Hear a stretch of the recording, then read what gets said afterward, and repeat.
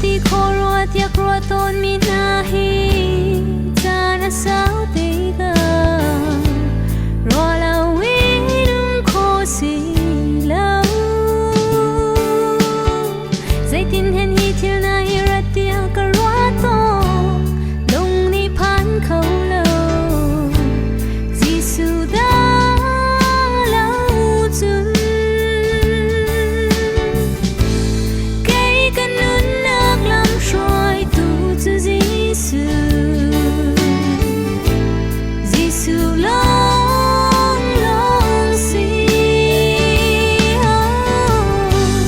jisu sin long long in nom na king nu khosi jisu sin da lao chun nom na kan king khau lo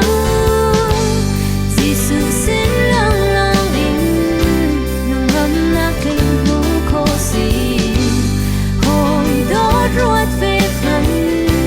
na ton min nang al kau la